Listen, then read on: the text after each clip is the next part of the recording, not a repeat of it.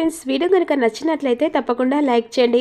అవని అందరికీ క్లాస్ ఇస్తుంది కదా, ఈలోపు వేదవతిని రూమ్కి తీసుకెళ్తానని చెప్పేసి రూమ్కి తీసుకెళ్తుంది. అప్పుడు పెద్దరాజు అందరికీ పెద్దగా క్లాస్ ఇచ్చింది కదా అని చెప్పేసి అంటుడా, నువ్వు గమ్మునుంటావా అని చెప్పేసి వసంత్ అంటుంది. ఈలోపు గదిలోకి తీసుకొస్తుంది వేదవతిని. అవనిలోకి తీసుకొచ్చిన తర్వాత బెడ్ సర్ది మెల్లగా వేదవతిని బెడ్ మీద పడుకోబెడుతుంది. రిపోర్ట్లు తీసి అందులో టాబ్లెట్స్ గురించి చెప్తూ ఉంటుంది. ఈ టాబ్లెట్ పడిగడుపున అదే బ్రేక్ఫాస్ట్ చేసిన తర్వాత వేసుకోవాలని చెప్పేసి అన్ని టాబ్లెట్ వేస్తుంది కదా.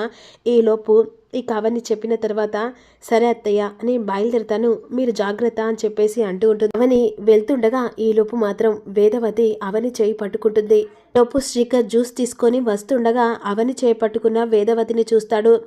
నన్ను మనస్ఫూర్తిగా క్షమించు అవని అని చెప్పేసి వేదవతి బాధపడుతుండగా, ఎందుకు అత్తయ్య అని చెప్పేసి ఈ విధంగా అవని అంటుండగా, ఎందుకంటే నీ తప్పు లేకుండా అది తెలుసుకోకుండా నిన్ను ఇంట్లో నుంచి బయటికి గెంటేసినందుకు ఈ పరిస్థితుల్లో చూసి నువ్వు ఇక్కడి నుంచి వెళ్ళిపోతావమ్మా అని చెప్పేసి వేదవతి ఏడుస్తూ ఉంటుంది. అలా చేయి పట్టుకున్న తర్వాత వేదవతి చేయి తీస్తుంది.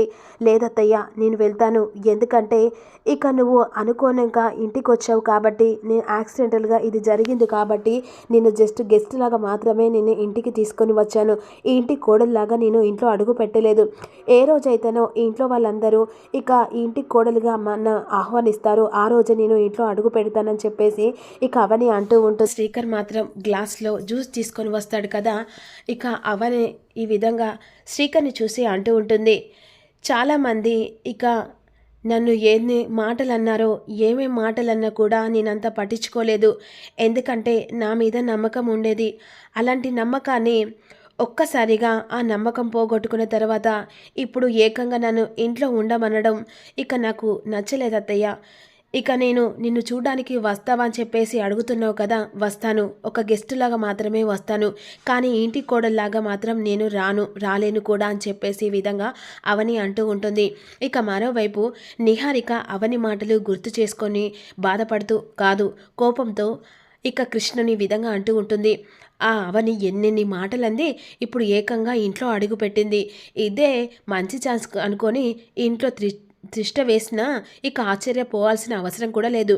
ఎందుకంటే ఆస్తి రాంచుకోవాలని చెప్పేసి అందరం కలిసి అనుకున్నాం.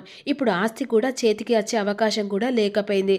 ఇప్పుడు ఇదంతా చూస్తుంటే ఆస్తి విషయం అడిగితే ఇక 10 మంది గుంజి విలువ తీసేలాగా మాట్లాడుతుంది ఈ అవని. అందుకనే ఒక పని చేయాలి. ఏంటి బంగారం? ఏమీ లేదు, ఇప్పుడు అవని ఇక్కడ ఉంటుందా ఉండదా అనేది మనం ఖచ్చితంగా తెలుసుకోవాలి. ఒకవేళ తెలుసుకున్నామనుకో, ఉంటుందని తన మనసులో ఏదో ఒక చోట ఉండదనుకో, అప్పుడు అవనిని రెచ్చగొట్టి ఇంట్లో నుంచి బయటికి పంపించాలని చెప్పేసి ఈ విధంగా అనుకుంటుండగా, మరి ఇంకెందుకు ఆలస్యం, పద వెళ్దాం అని చెప్పేసి ఈ విధంగా ఇక వేదవతి గది వైపు వెళ్తూ ఉంటారు.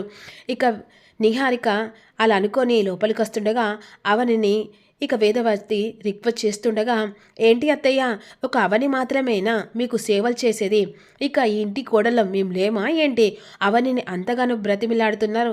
అయినా చీము నెత్తురు ఉన్న వాళ్ళు ఈ ఇంట్లో ఉంటారు. ఇంటి నుంచి ఇక కాలు బయటకు పెట్టిన అవని మళ్ళీ ఏదో ఒక చేసుకొని ఇంట్లోకి వచ్చింది ప్లాన్ చేసి. ఎందుకంటే ఈ ఇంటికి కోడలుగా ఉండాలని, ఈ ఇంట్లో పెత్తనం చేసుకోవాలని చెప్పేసి ఆలోచించి ఈ రకంగా ఇంట్లో మళ్ళీ అడుగుపెట్టిందని చెప్పేసి అవనిని రెచ్చగొడుతుండగా, అలాంటి బుద్ధులు నాకు కాదే నీకు, ఎందుకంటే నీలాంటి దాన్ని మెడలు పట్టుకొని బయటికి గెంటేసినా మళ్ళీ నువ్వు ఇంట్లో అడుగు పెట్టావే, కానీ నాకంటూ ఒక సంస్కారం ఉందే, ఆ సంస్కారం బట్టే నేను ఇప్పుడు ఇలాగున్నానే, అలా అని చెప్పేసి నిజాలన్నీ బయట పెట్టేస్తే ఒక్క క్షణం కూడా పట్టదే అని చెప్పేసి ఈ విధంగా అవని నిహారిక మీద గట్టిగా అరుస్తుంటుంది.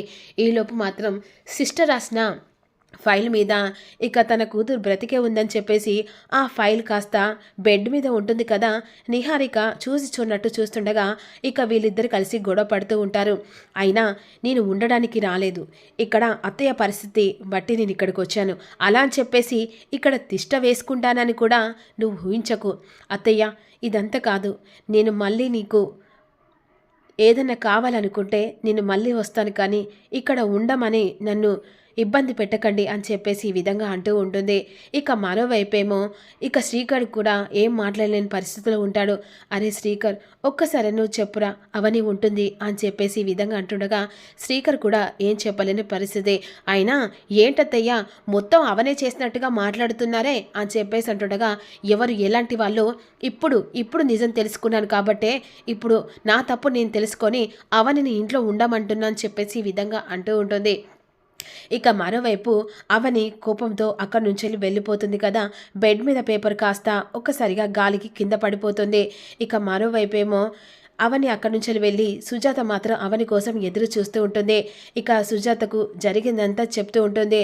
అప్పుడు సుజాత కోపంతో తనకి ఇలా తగల్సిన శాస్త్రి బాగా జరిగింది, ఎందుకంటే ఆ రోజు నిన్ను ఇక మాటలనేసి అంది, అంతేకాకుండా అందరు కలిసి నిన్ను బయటికి గెంటేశారు, అందుకే ఆ దేవుడు ఊరికే వదిలిపెట్టడు, అలాంటి శిక్ష వేశాడు కాబట్టి ఈరోజు ఇక నీతో పశ్చాత్తాపత పడుతుంది.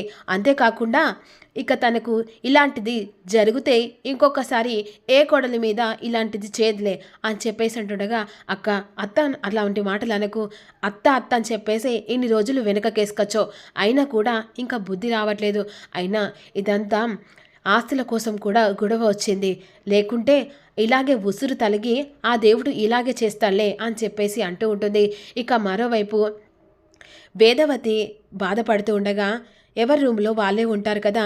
అప్పుడు వెంటనే వేదవతికి టాబ్లెట్ వేసుకోవాలని చెప్పేసి ఇక అవని చెప్పింది గుర్తు చేసుకుంటుంది కదా. టాబ్లెట్ వేసుకునేంత ఇక తను బెడ్ మించలి వచ్చేంత ఛాన్స్ ఉండదు. ఇక మరోవైపేమో చాలా ఇబ్బంది పడుతూ ఉంటుంది. నిహారిక అని చెప్పేసి పిలుస్తుంటుంది. వసంతం పిలిచినా ఎవ్వరూ రాకపోయేసరికి బెడ్ మీద పడుకున్న వేదవతి టాబ్లెట్ కోసం అని చెప్పేసి ఇలా వంగుతూ ఉండగా సడన్గా శ్రీకర్ వస్తాడు. అమ్మ కింద పడిపోతావు అని చెప్పేసి అంటుండగా టాబ్లెట్ అని చెప్పేసి ఈ విధంగా అనుకుంటూ ఉంటాడు. ఇక మరోవైపేమో కోపంగా అన్నయ్య గట్టిగా పిలుస్తూ ఉంటాడు అందరినీ. ఒక్కసారిగా అందరూ వస్తారు. అసలు మీరు మనుషులేనా, కాస్త అమ్మ కింద పడేది, అయినా తనకి సేవలు చేయడానికేనా మేమున్నది, మాకంటూ ఇక ఫ్రీడమ్ లేదా ఏంటి అని చెప్పేసి నిహారిక అంటూ ఉంటుంది.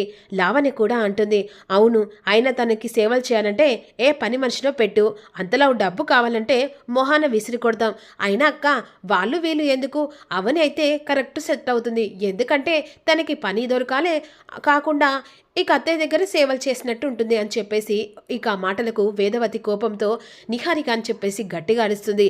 ఇక నేను అందులో తప్పేముంది అత్తయ్య, ఎలాగో అవని నీకు కావాలే, అవని కావాలంటే ఇంట్లో పని మనిషిలా పెట్టుకుంటే సరిపోతుంది, అప్పుడు నీకు ఇలాంటి బాధ ఉండదు, అవని నిన్ను త్వరగా కోలుకునేలా చేస్తుంది అని చెప్పేసి ఈ విధంగా అంటుండగా మిమ్మల్ని పిలిచింది అవని పని మనిషి కోసం చెప్పడానికి కాదు, అమ్మను జాగ్రత్తగా చూసుకోమని. అయినా ఒకటే చెప్తున్నాను శ్రీకర్, మాకు చూసుకోవడం మా వల్ల కాదని చెప్పేసి అక్కడి నుంచి అందరూ కలిసి వెళ్ళిపోతారు కదా. ఈలోపు శ్రీకర్ ఆలోచిస్తుంటాడు, ఎలాగైనా అవని వస్తే అమ్మ కోలుకుంటుంది, ఇక అవని దగ్గరికైనా సరే వెళ్తానని చెప్పేసి మనసులో అనుకుంటూ ఉంటాడు. ఇక వేదవతి ఏడుస్తూ ఉంటుంది, ఒరే నాన్న, అవని నా కోడలు నా ఇంటికి కావాలరా అని చెప్పేసి బాధపడుతూ ఉంటుంది. ఇక వెంటనే శ్రీకర్ ఇక అక్కడి నుంచి అవని వాళ్ళ ఇంటికి వెళ్ళాలని చెప్పేసి మనసులో అనుకొని అవని వాళ్ళ ఇంటికి బయలుదేరుతూ ఉంటాడు. మరి అవని శ్రీకర్ మాటలకు మళ్ళీ తిరిగి ఇంట్లో కోడలుగా అడుగు పెడుతుందా, మరి సుజాత మాటలకు వెనక్కి తిరిగి వస్తాడనేది అప్కమింగ్ రివ్యూలో చూద్దాం. మరి ఏం జరగబోతుందో మిస్ కాకుండా లైక్ కొట్టండి. Thank you.